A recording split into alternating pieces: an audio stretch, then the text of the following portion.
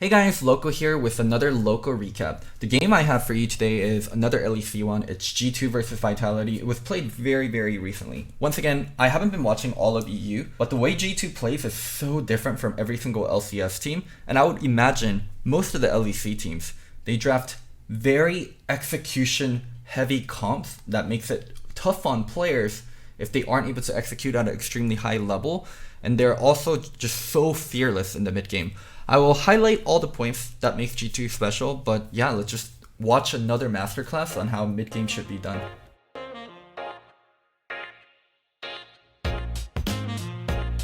But first, as always, let's start with the draft.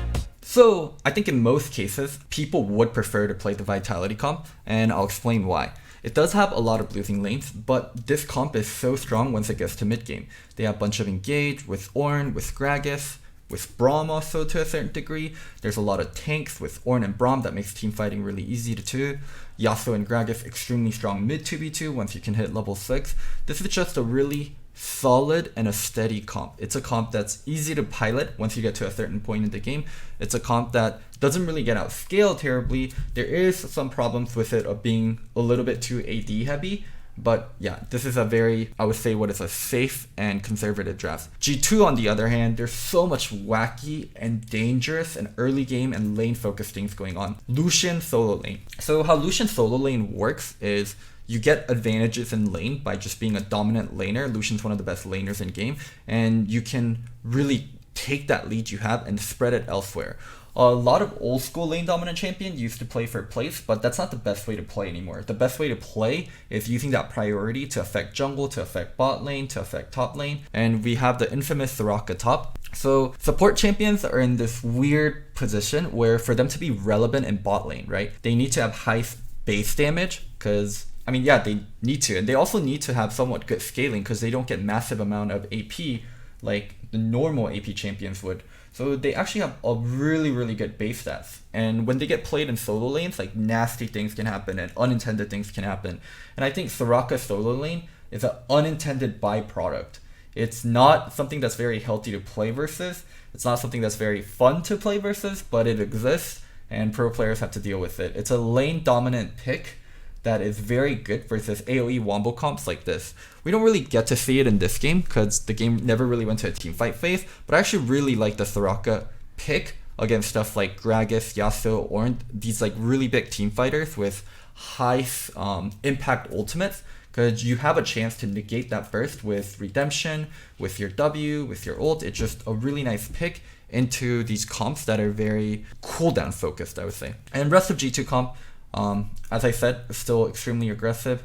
Elise and the Thresh, probably the best bot jungle duo, or support jungle duo, excuse me, when it comes to ganking bottom. Thresh with his Flash Flay and the Lantern, Elise with her Repel and the Cocoon. Just an extremely dangerous duo to lane versus. There is big holes with G2's draft though. It doesn't have a tank. It's really shitty in team fights. Like for this G2 comp and this draft to really function, they need to get ahead and be willing to snowball consistently and not make mistakes. So let's see how exactly they did that. The first play I have for you here is Perkz just running train on this Yasuo. He has to wave frozen. Yasuo has to put himself in a very dangerous spot to unfreeze the wave. We see the Elise approaching, and Perkz and Jankos are going to go under aggressive. Perkz sees Yasuo coming back in, gets the passive proc, auto, and then the ult, and then just a huge chunk. Even when he doesn't get the kill right here, with the wave frozen and the Yasuo forced to back, this is almost as good as a kill. This Yasuo just can't do anything on the map. He gets greedy, tries to go back into river, and ends up getting flash cocooned by Jankos and dies. But this all started because Perkz was freezing his lane on the Yasuo and just consistently making him frustrated and putting him outside the game. And that's what Lucian's really about. Just dominate your lane and make your laner's life miserable. For this play topside, we have Wunder baiting the 2v2 actually, but he doesn't quite expect the burst and gets CC locked and insta-gip. He still had his flash, he still had his ultimate. I think if he was able to live, if he was able to use the flash, it would have been a very interesting 2v2. Soraka's such a monster of a champion when you can't kill her instantly, especially on champions like Ornn and Gragas that are very cooldown based. I think if he survived there, I would have been curious to see how that 2v2 looks. There's a really good chance that Jankos and Wonder actually would have won the 2v2. So the play I have for you here is a mid lane 3v3. Vitality has to invest multiple people into mid lane. They can't just let the Lucian constantly dominate the Yasuo. And now coming back in with other people, going on perks. Yeah, the poor Yasuo. I mean, it was really troll of him to go back, but once again, he's left in a situation where he's chunked. The wave is going to build up on him. They're going to crash it. And he just feels so frustrated. And he knows he has to turn this lane somehow, but he also has to be extremely patient with it. It's a damned if you do, damned if you don't kind of situation. You can either slowly lose mid lane and watch the Lucian roam around and fuck your team, or you can try to take an aggressive action with your jungler or with your support and get something done. Looks like Jack Troll was checking a little bit too close when G2 was doing Dragon, and it's going to end up giving a free kill also. Yikes. If I can show you guys one play throughout this entire game, this would be the play I would show you guys, so focus up. We see Vitality doing some kind of a siege bot lane with the Rift Herald they got earlier, and G2 is going to be close on their tail, and they want to get something on the return. Caps is going to open the fight with a Gravitum ult, rooting down both. Comp able to cleanse out. Jack Troll buying time with stopwatch and ultimate, but really look at perks here. He catches a Yasuo rotating and he's able to burst him, and Yasuo doesn't even get to use flash, and they're gonna go for this dive. Mickey X leading with flash hook, resetting aggro on perks outside of range, now aggro on Caps, stopwatch to dodge the ultimate and the turret hit. Ornn coming in with the teleport, Ornn going on Caps, lanterns out, Gragas comes in, Jankos is going to be able to flash out. Oh my god, the execution on this play is just beautiful. I think most teams would have been satisfactory with the Braum kill and the Yasuo kill, but to go for this dive, like look at how low everyone is. Caps, Mickey X, Jankos, everyone's just one turret shot away from getting killed. They used the stopwatch perfectly, they used the flash perfectly, it was a 4v5 fight, they knew exactly how much they could push their lead, especially with Soraka having her wish where she could assist, even though it kind of looks like a 4v5, and the game is done. The game is just done. The Lucian is 5-0, the Elise is 2-3, they lost bot lane already, the Ornn had to TP down bot side while Soraka was pushing top. There's just way too much of a gap created, and G2 is not going to keep, like they're not going to give them an inch, like they're just going to press on and on and on. G2 decides to split push both mid and bottom. Vitality, like their champions aren't online yet. Yasuo is 0-3, he doesn't have a single item complete.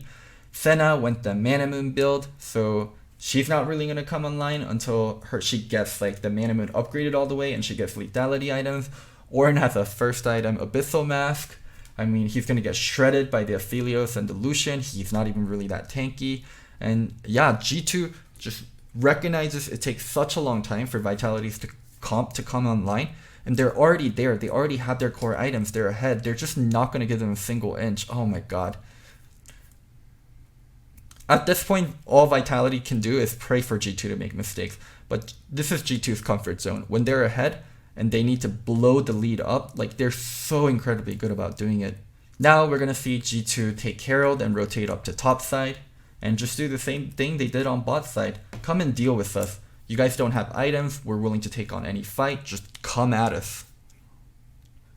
And Vitality have to give them the distance. Like they can't contest the second turret at all. The gold lead is constantly blooming. It's almost at 10k now. Playing for inhibitors at 18 minutes. Vitality engaging this is just so comfortable for G2. Everyone has their flashes up. Ugh. Oh my god, that 3-man Severum, or not Severum, excuse me, Gravitum.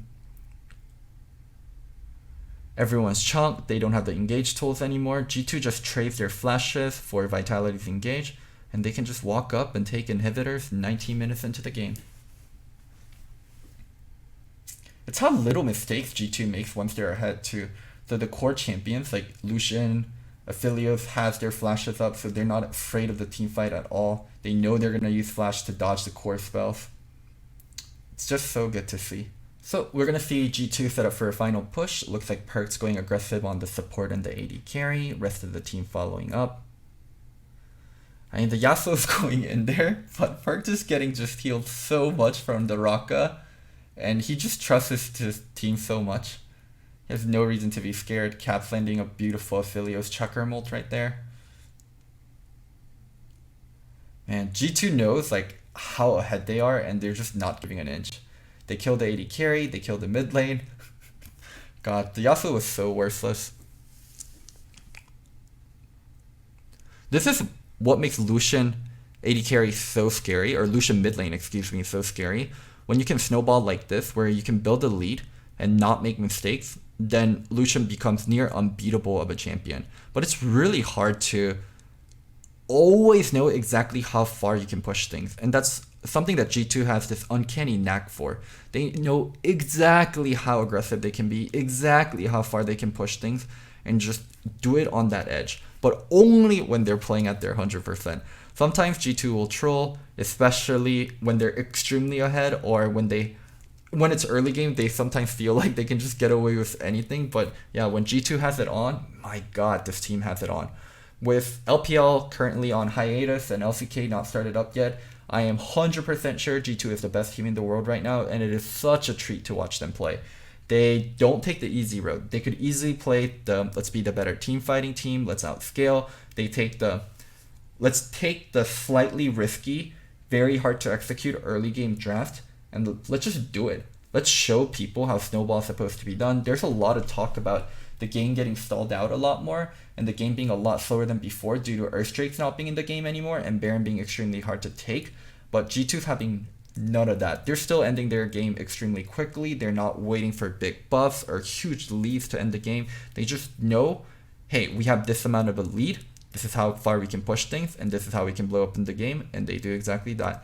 Mad props to G2. I am fully entertained every time I watch you guys play. So, I hope you guys enjoyed this video. I love doing Loco recaps on new great boss like this, so recommend me more games to do from Europe. I was going to do OG Fnatic from last week, but there's new LEC games being played already, so yeah, let me know down in the comments, and I will do one more LEC bot, and whatever you guys suggest the most, I will do it on. And one last thing, I'm not crazy, I'm just Loco. Bye!